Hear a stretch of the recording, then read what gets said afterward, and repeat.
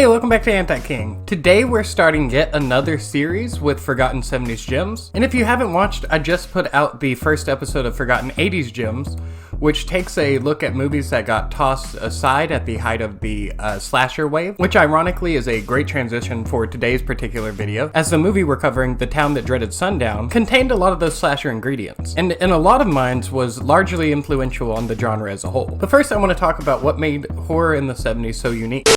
Legs are in, and Leggy's got the legs to look at.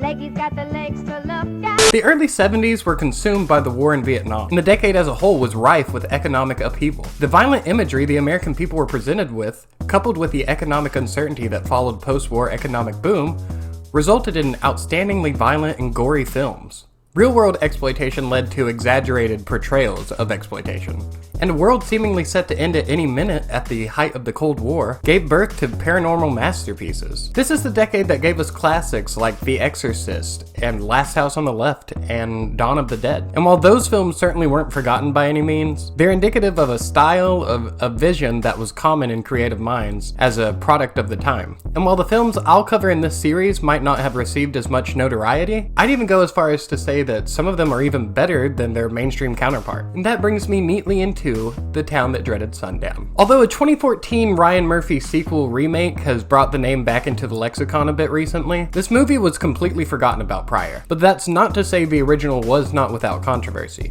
Quite the opposite. Upon release, Texarkana city officials voted to file a lawsuit against the film's ad campaign, which ultimately didn't go anywhere. It was loosely based off the Texarkana Moonlight murders in the spring of 1946, and sported a tagline that implies the killer is still out there, which I mean, considering the murders were never solved, yeah, he was.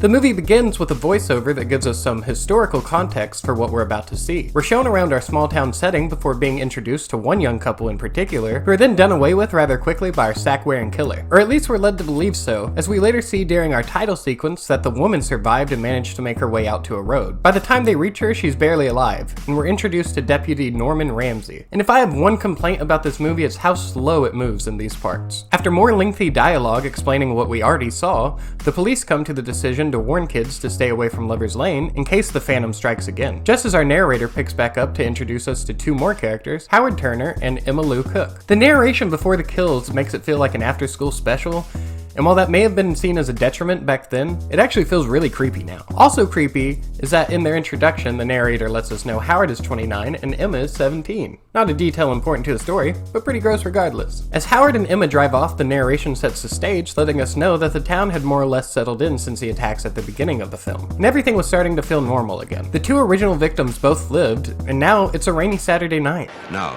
it is a rainy Saturday night. We see Howard and Emma getting lost on a back road, presumably Lover's Lane, and Deputy Ramsey following behind shortly after. He hears gunshots and races to their location to find Howard's car. He quickly discovers it to be empty and shortly after finds their bodies in a ditch nearby. Bug, that's a funny potato bug. Then we're greeted with yet another voiceover, this time explaining how the killing had shaken the community, with gun stores running out of stock and locksmiths being booked for weeks out. We stumble through some more of the boring cop story that frames the narrative, this time the police discussing the need for confidentiality in this case. They've also recruited some super cop from the Texas Rangers or something, I don't know. Ramsey explains to that dude that he thinks the attacks are happening every 21 days, to no avail. The next attack takes place during a high school prom. We're introduced to a trombone player by the name of Peggy, and after a short sequence of events involving a car accident and her boyfriend being shot to death, we're given one of the most insane kills in horror history.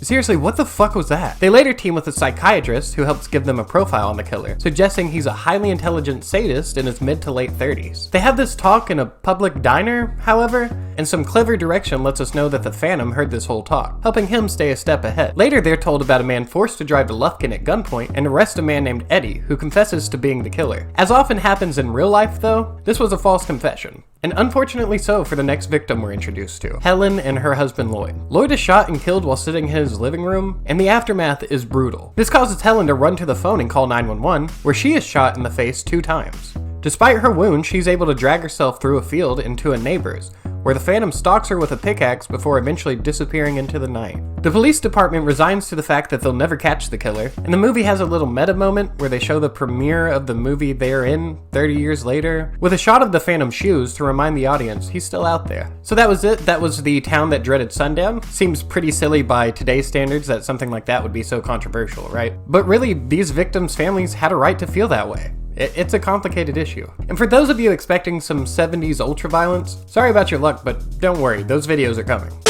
I'm a beautiful strawberry.